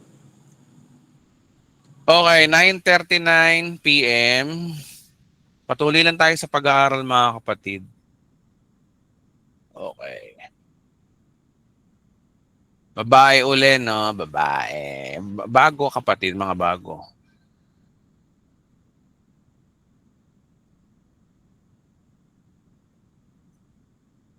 Type nyo nga yung mga charito, mga kapatid. Sige, si Dan Andreas. Paboran na kita, kapatid. Go ahead, pwede na po kayo magtanong. Dan Andreas. Hello po, good evening, Pastor. Good evening po. Good evening.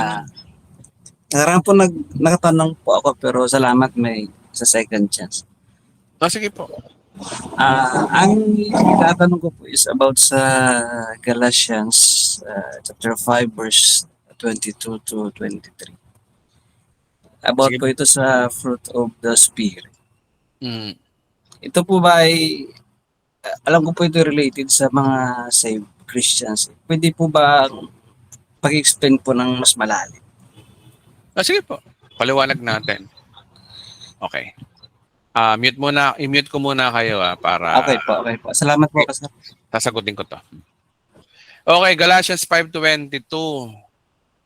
Okay, so meron po ako nitong ginawang Saturday service sa pag-aaral natin.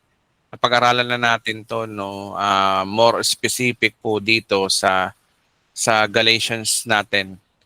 Galatians chapter 5 natin na series. Pero kasi sabi rito, no, subalit ang bunga ng Espiritu ay pag-ibig, kagalakan, kapayapaan, katiyagaan, kabaitan, kabutihan, kainahunan at pagpipigil sa sarili at walang batas laban dito. At pinatay na ng mga nakipag-isa kay Kristo Jesus ang kanilang mga sariling pagkatao, pati na masamang hiling nito. Kung ang Espiritu nagbibigay ng buhay sa atin, siya rin ang paghariin natin sa ating buhay. Huwag na tayo maging palalo, huwag tayong nating galitin ng isa't isa at huwag na rin tayong mainggitin. Una, ang Galatians po ay simbahan po ito sa Galatia na napasukan ng false gospel. Kaya kung titingnan niyo by context mula chapter 1 is hanggang sumunod na chapters, every chapters, lagi nakukumpara ni Pablo dito yung yung buhay ng mga Hudyo sa buhay ng mga Kristiyano, lalo na yung mga perverted gospel. Dito po yun. Pero kasi ang context kasi rito sa Galatians chapter 5, kung aatras tayo, ito ay tumutukoy po sa pamumuhay sa espiritu eh. Alam nyo, pag sinabing pamumuhay espiritu, huwag nyo masyadong seryosohin na espiritu, masyadong kasi ho dito, pag sinabing namumuhay ka sa Espiritu, ibig sabihin namumuhay ka sa mga bagay na tungkol sa Diyos. Ganito lang naman yan mga kapatid. Kapag sinabing Espiritu, tumatalakay po ito sa relasyon sa Diyos. Yun lang po yun. Wala na akong mga magic na kung ano-ano mga elemento. Hindi po ganon. Pag sinabi ho nga namumuhay sa Espiritu, ibig sabihin namumuhay ka sa relasyon sa Diyos. Meron kang relasyon sa Diyos. Di ba? It is your God's consciousness. It is your consciousness about God. Yun lang po yun. Huwag na ako kayo mag-isip na kung ano yung espiritu. Pag sinabing espiritu, metaphor po yun. Tungkol po sa Diyos. Ganun lang po yun. Ngayon, basahin natin. Sinasabi ko sa inyo, ang espiritu ang gawin natin yung patnubay sa inyong buhay at hindi yung mga magiging alipin ng hilig ng laman. Ngayon ang tanong, divide natin ng scripture. Saan tumutukoy ito? Relasyon sa Diyos, sa relasyon sa tao. Di ba? Alamin natin. Hindi kayo magiging alipin sa hilig ng laman. Okay. Ang tanong dito, may kinalaman ba sa salvation to? Yun ang alamin natin Verse 17, sapagkat ang nasa ng laman ay laban sa kalooban ng Espiritu at ang kalooban ng Espiritu ay laban sa mga nasa ng laman. Laging naglalaban ang dalawang ito kaya't hindi nyo magagawa ang nais ninyong gawin. Bakit sila magkalaban? Ang taong makalaman, mga unbeliever. Gano'n lang naman yan eh. Ang taong nabubuhay sa Espiritu ay mga believer. John chapter 3, unless a man be born again, he cannot see the kingdom of God. And sabi sa verse 4, nakalagay din doon, na ang nabubuhay daw sa Espiritu, iba yung nabubuhay sa laman. Okay? Pag nabubuhay ka sa Espiritu, nabubuhay ka sa Diyos. Pag nabubuhay ka sa laman, ito yung mga walang Diyos. Sa madaling salita, ang nabubuhay sa laman ay yung mga taong walang Diyos. Ang nabubuhay sa Espiritu, ito yung mga taong nabubuhay sa Diyos. Ganun lang po kasimple po yun. Okay? If we carefully divide the scripture and really understand the definition, what is the spirit and the flesh, nasa John po yun, John chapter 3. Basahin nga ho muna natin. No? Kasi ito po yung tamang definition po dyan eh. Si Christ ang nagsabi, di ba? Maliban na yung panganak na muli, ang isang tao, hindi siya makikita ang paghahari ng Diyos.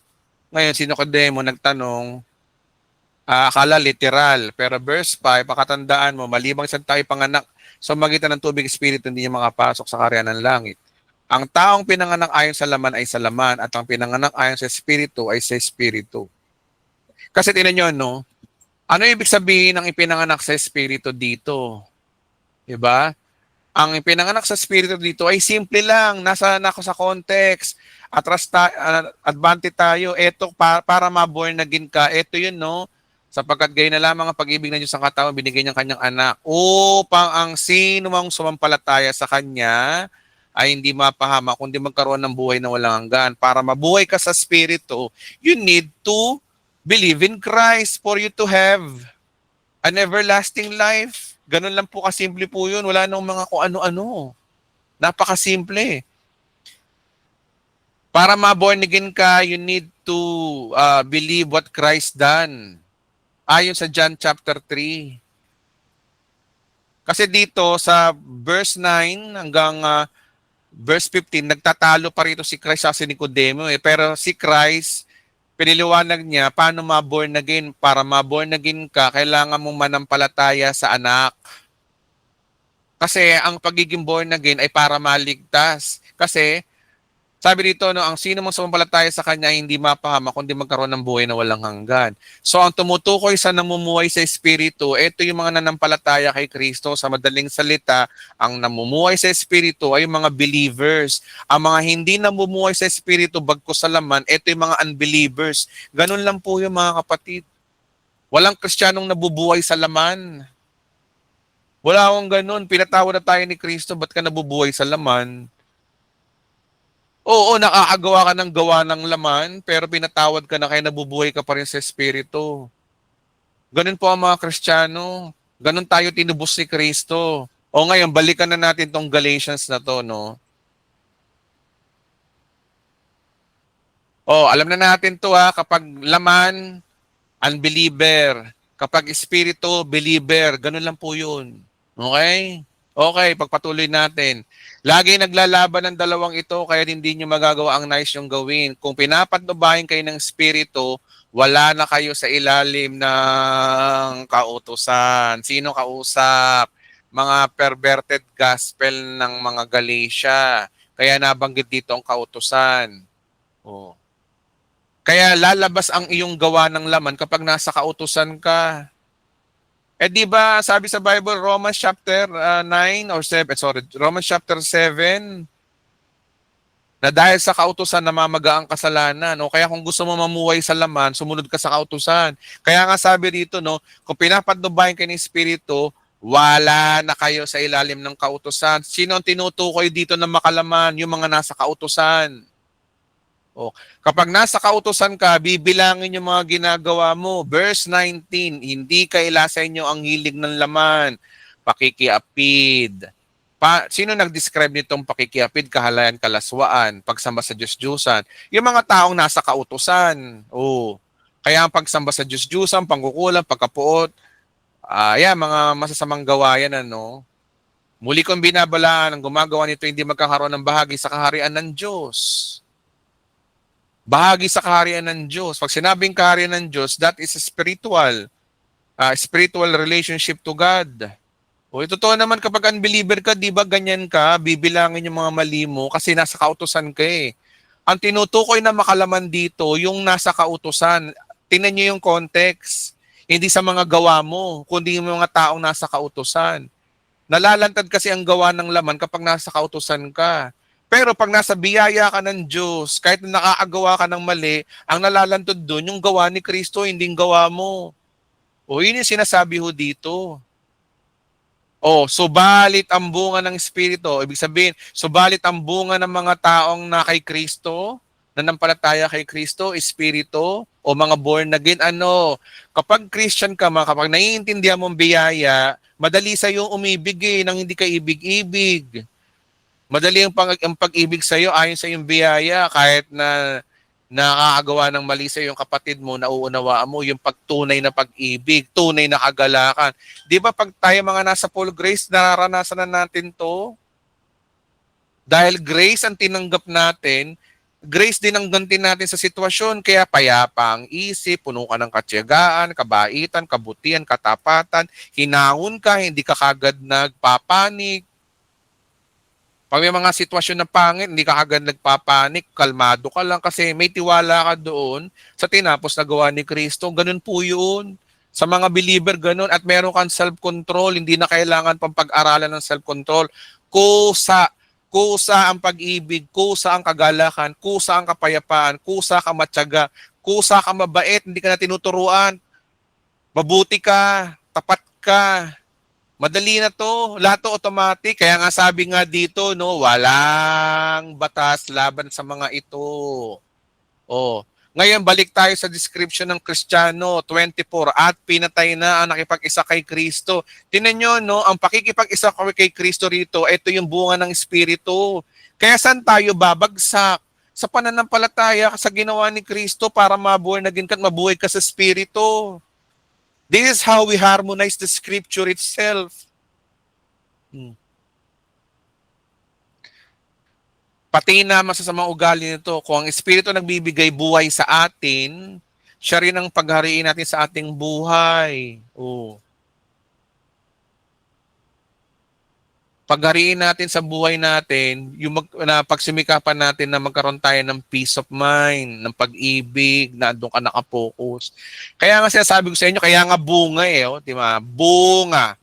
Pag sinabing bunga, kusang may pag-ibig, kusa, hindi na kailangan turuan ng kapagalakan, hindi mo na, yung mga fruits of the Holy Spirit na to, hindi na to yung pinag-aaralan, kusa yan sa mga taong nasa biyaya.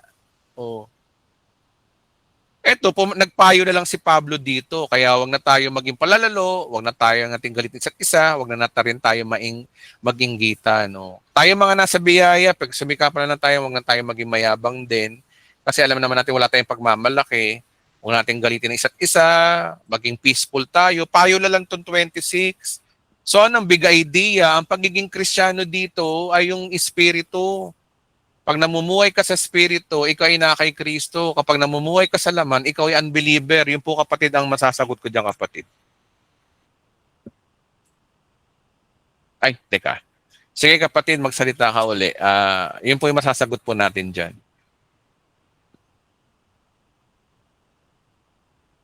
Si Dan ba yun? Dan? Nandiyan pa ba si Dan?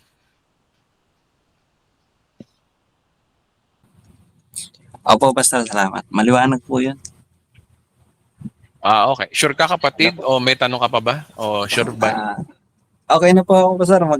Maganda pong paliwanag. Tama po yun. Okay. Sige, salamat kapatid. Thank you po, thank you po. Patuloy mo lang pag-aralan, panoorin ulit yung video na to sa next week para mas maano pa natin. Okay, Maganda po yung paliwanag ninyo, Pastor. Maliwanag talaga. Tama po yun. Okay, salamat po. Okay, thank you po. Glory to God po.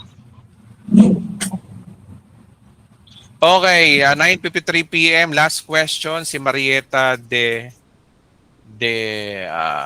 Gia. Go ahead, Miss. Miss Marieta, go ahead po. Nagcharito ka kapatid, kaya tinatawag kita eh. Marieta de Gia, go ahead po.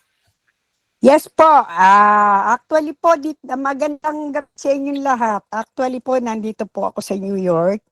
Oh. 18 years na po, pero every year umuwi po ako. Yung last year po, nagplano akong pumunta sa church ninyo kay Pastor Emmy. Hindi po natuloy, pero this coming July, hopefully po, pinagpe-pray ko na makarating po. Ay, glory to At God. lahat So, po ng mga video nyo pinanood ko, maging sa Nabotas, meron po pag nakakapanood po ako, Panginoon, ng mga malalapit sa mga kaibigan ko, friends ko, relatives, talagang na-amaze ako, yung nandun po yung gusto ko talagang ibahagi. Ang tanong ko lang po, Pastor, para mabilis kasi baka maubos ang oras. sige po. Kasi po, almost 35 years na po akong Christian. Talagang, ang faith ko po talagang lahat sila, sinasabi nila na grabe po talaga kasi doon po ako nabuhay talaga sa faith. Napatunayan ko na po yan ng marami. Hindi ko na Mhm. po ikukwento, sa susunod na lang po. So Mhm. ngayon po, dahil sa tagal ko po nag-aral, kagaya nyo rin po, encounter to God din ako.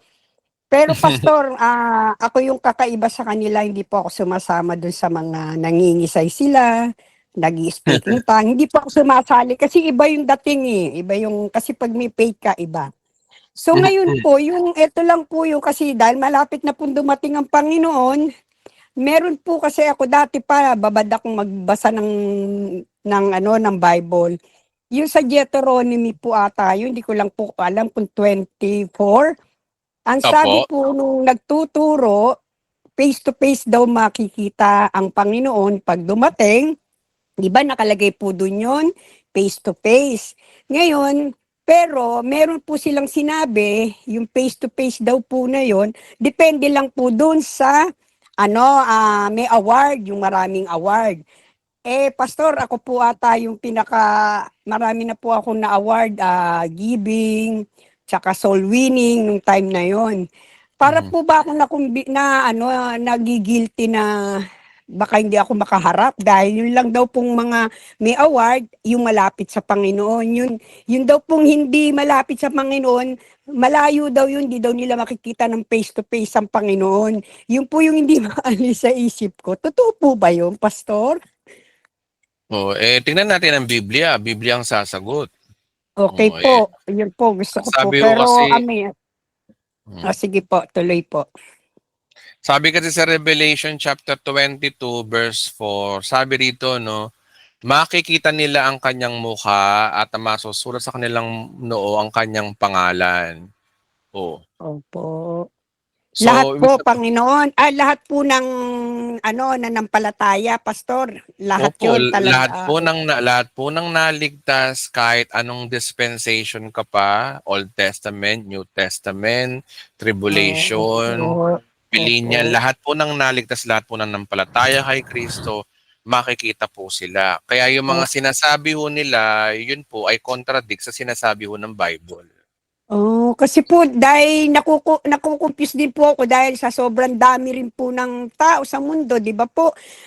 Gaano po kalaki yung sinasabi nila dahil may mga square meter pa silang sinasabi nung time na yun, nung pastor.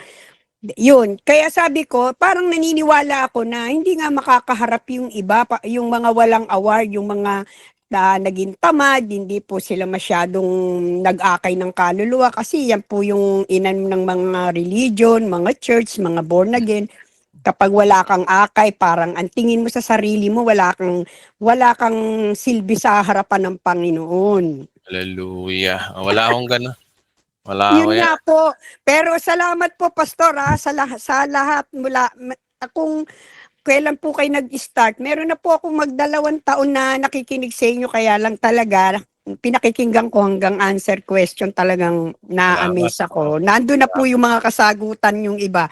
Ito lang po yun talaga. Salamat po, Pastor. Salamat, Charito po talaga. I'm Wala so po. blessed. Tsaka, Pastor, umiiyak ako talaga sa mga mensahe ninyo kasi yung sinabi niyo pong highly favored tsaka blessed, yung ano po yun, yung victorious. Opo. More Ay, than conqueror. Opo. yun po, talagang every year, how many years na mula nung nakarating, napakinggan ko kayo. Siguro po every years po nakaka-travel po ako anywhere in the abroad, Europe, anywhere po. Mhm. Talagang tsaka talagang yung heart ko tinutulak talaga na tumulong, mag-giving, talagang ganun na po siguro yung mindset ko, Pastor. Talagang yung travel namin, tsaka narinig ko po rin sa inyo na panahon ng mag-travel, mag-enjoy. Talaga, Mhm. Pastor, 4 Mhm. times, 3 times nagta-travel po ako. Salamat Amen. talaga, Pastor, sa natutunan ko sa inyo. Biro nyo, Lord. 34 years na Mhm. na na atake ko ng mga ganyan. Yung Mhm. konsensya ba na pag hindi ka nagbigay, hindi ka nagsimba, parang ang laki ng kasalanan mo. Mhm. Salamat po talaga, Pastor. God bless po. Thank you po. Salamat po. Na speechless po ako sa mga sinabi niyo, pero maraming salamat po. Opo. Ah, Hawig ko Ang po kayo totoo niyan. pwede, Pastor, pag-uwi ko. Oo, sige po. Marami yung Okay po. meron naman tayong kapatiran na ganyan na kapag umuwi sila dito sa Pilipinas, nakikipag-eyeball po sa akin. Okay lang. Oo, kasi po, Pastor, actually, dito po sa New York, dahil may edad na po talaga ako, 67 na po ako ngayon October. Lahat po wala po akong ginagastos dito, nagtatrabaho ko. Yung pong mga nakukuha ko sa government, kagaya po ng food stamp ko, inilalagay ko po sa balikbayan box. Tapos, pinagpe-pray ko po kung saan yung desire ng heart ko, binibigay ko po kahit saan. Marami na po. Actually po, ganun po talaga. Kaya, nag-create po Amen. ako sa heart ko na dahil na-amaze ako sa inyo, yun nga po, una sa lahat. Kaya, hindi ko pa muna sasabihin ngayon kasi meron pang dalawa bago po makarating sa inyo. Salamat po talaga, Pastor. Salamat ng Salamat marami. Salamat Okay, God bless bless po ako sa inyo. Salamat po. Okay, so 10 PM. Naku, marami akong gusto kong pagpasalamat sa inyo mga kapatid. Salamat po.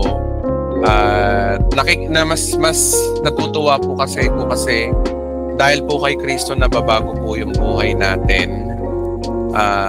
Gusto ko lahat mga kapatid sabay-sabay tayo, no, na nababago ang buhay at umuunlad ang buhay. Ganto na lang yan mga kapatid. Pagsumikapan yung ipanalangin lagi sa Panginoon na magkaroon tayo ng payapang pag-iisip. Peace of mind mga kapatid, yun lamang. Yun ang magandang prayer ng isang mga charito, mga nananampalataya, mga nasa full grace. Lagi nyo yung panalangin ng peace of mind, package na po yun para ma-fulfill ang lahat ng mga pangarap natin sa buhay. Dahil tayo po ay noon pa lang ay pinapura na ng Diyos, tinapos na ni Kristo sa krus po yan 2,000 years ago, it is finished, tetelestai nga Kaya ang talagang dapat talaga nating pinapalalangin sa Diyos ay puro pasasalamat na lang. At yung pasasalamat na yan ay isang pananampalataya din yan, deklarasyon ng pananampalataya din yan, para lalong gawin ng Diyos ito, yung mga naipangako sa atin, ng lalong mas madaling panahon. Maraming salamat po muli at mahal ko po kayong lahat. Stay blessed po. Thank you po, Pastor. Yes po. Thank you po, Thank Pastor. you po sa lahat. Thank you. Galing po. Maraming salamat po. Thank you rin po sa praises. Rin po sa lahat mga kabiyaya. Thank you po. Maraming salamat po, Pastor. Thank you po. Night po sa Thank you. Thank you po, Pastor. They bless us. God bless all.